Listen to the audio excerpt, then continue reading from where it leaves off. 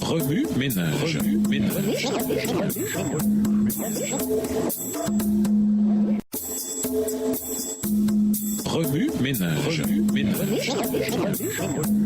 Bienvenue dans votre émission Remue ménage.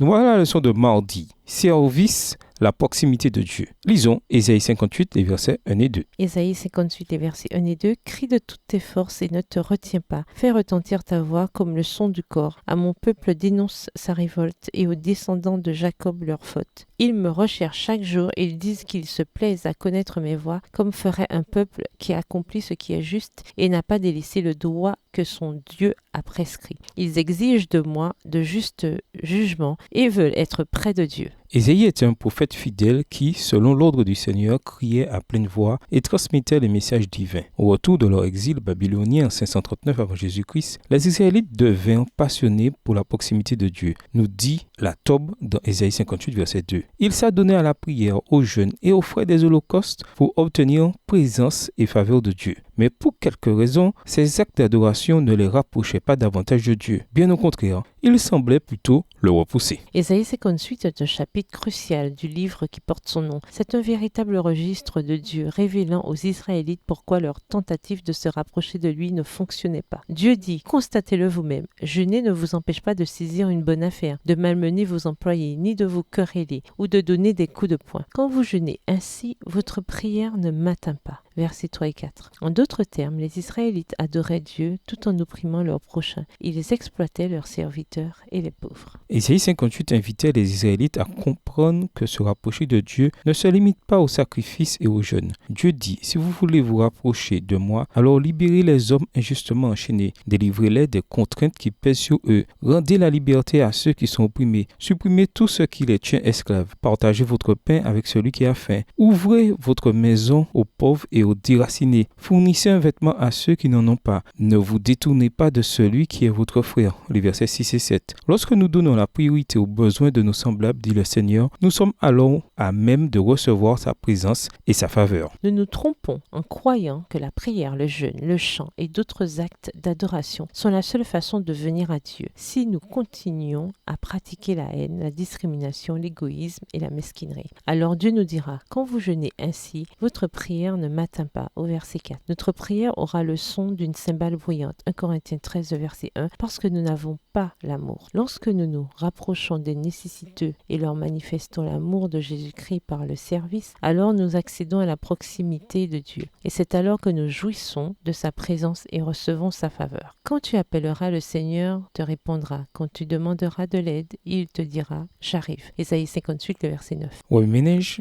De quelle façon pratique pouvez-vous vous rapprocher de Dieu cette semaine et montrer son amour par le service? Votre Église a-t-elle réduit l'adoration à un service de culte le sabbat matin? Comment pouvez-vous crier à pleine voix et encourager vos frères et sœurs à se rapprocher de Dieu et à manifester la proximité de Dieu par le service? Au revoir. Et à demain si Dieu veut. Remue ménage.